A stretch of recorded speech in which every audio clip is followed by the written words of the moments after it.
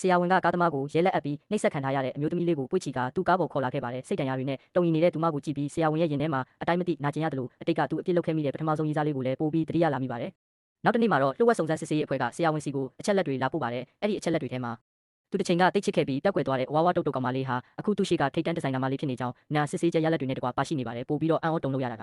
လွန်ခဲ့တဲ့9နှစ်ကသူမမှာသူ့ရဲ့အမွှာရင်သွေးလေးတွေရှိခဲ့ပြီးဆင်းရဲဒုက္ခတန်ကြောင့်တယောက်ပဲအသက်ရှင်ကျန်ရစ်ကအခုဆေးရုံမှာပြနေတဲ့သမီးလေးဟာသူ့ရဲ့သွေးသားရင်းချဖြစ်နေတယ်ဆိုတာပါပဲ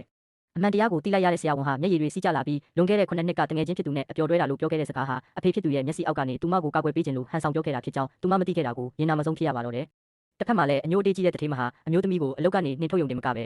သူမရဲ့ဒီဇိုင်းတွေကိုပါတကုတ်ချထားပါတယ်ဆိုပြီးလုပ်ငန်းခွင်မှာနာမည်ဖြတ်ဖို့ကြံစီပါတယ်သူမဟာကုမ္ပဏီရဲ့အရေးကြီးတဲ့ရင်းနှီးမြှုပ်နှံသူအသေးရောက်လာမယ့်ပွဲမှာအမျိုးသမီးကိုလူပုံအလဲရှက်ခွဲဖို့အကွက်ဆင်ထားတာပါပွဲနေ့ရောက်တဲ့အခါတထေးမဟာအမျိုးသမီးကိုလူတွေအများကြီးရှိမှသူ့ဒီဇိုင်းတွေကိုခိုးချတဲ့သူတောင်းစားမှဆိုပြီးအော်ဟောက်ဆဲဆိုကပါရိုက်ဖို့လက်ရွယ်လိုက်ပါတယ်အတိအကျအဲ့ဒီအချိန်မှာပဲပွဲကင်းတဲ့ကိုတက်တော်ဆောင်တွေခြံရံပြီးခန့်ညားထဲဝါလာတဲ့ရင်းနှီးမြှုပ်နှံသူတထေးကြီးရောက်လာပါတယ်အဲ့ဒီတထေးကြီးကတော့တခြားသူမဟုတ်ပဲဆေးရုံကဆရာဝန်တကယ်တော့ထိတ်တန့်ဘီလီယံနာမိသားစုရဲ့အမွေခံသားဖြစ်နေပါတော့တယ်သူကတထေးမရဲ့လက်ကိုဖမ်းဆွဲတားဆီးလိုက်ပြီးလူတိုင်းကိုကြေညာလိုက်ပါတယ်ဒီအမျိုးသမီးကသူတောင်းစားမှမဟုတ်ဘူး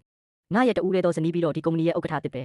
တထေးမဟာအံ့ဩလုံးလို့စွန့်သွားပြီးကူညီမဲ့သူမရှိပဲကုမ္ပဏီကနေချက်ချင်းမောင်းထုတ်ခံလိုက်ရကနာမည်ပြက်စရင်အတွင်းခံလိုက်ရပါတော့တယ်အဲ့ဒီနောက်မှာတော့ဆရာဝန်ဟာအမျိုးသမီးလေးနဲ့သမီးလေးရဲ့ရှေ့မှာဒူးထောက်ပြီးအတိတ်ကနားလည်မှုလွဲခဲ့တာတွေကိုမျက်ရည်ဆက်လက်နဲ့ရှင်းပြကတောင်းပန်ပါတော့တယ်အမျိုးသမီးလေးလည်းသူ့ရဲ့စစ်မှန်တဲ့နောင်တနဲ့အချစ်ကိုမြင်ရတဲ့အခါမှာတော့နှစ်ရှည်လများတိုးဝက်ထားတဲ့နာကျင်မှုတွေအရေးပြောသွားပြီးသူ့ကိုခွင့်လွှတ်ပေးလိုက်ပါတယ်နောက်ဆုံးမှာတော့ဆရာဝန်ဟာသမီးလေးရဲ့မွေးရပါနှလုံးရောဂါကိုကုသပေးနိုင်မဲ့ကမ္ဘာအကောင်ဆုံးဆေးဘက်ဆိုင်ရာအဖွဲ့ကိုခေါ်ယူပြီးအောင်မြင်စွာခွဲစိတ်ကုသပေးခဲ့ပါတယ်မိသားစု3ယောက်သားအတိတ်ကဒဏ်ရာတွေကိုကြော်ဖြတ်ပြီးပျော်ရွှင်အေးချမ်းတဲ့မိသားစုဘဝလေးကိုပြန်လည်ပိုင်ဆိုင်သွားရပါတော့တယ်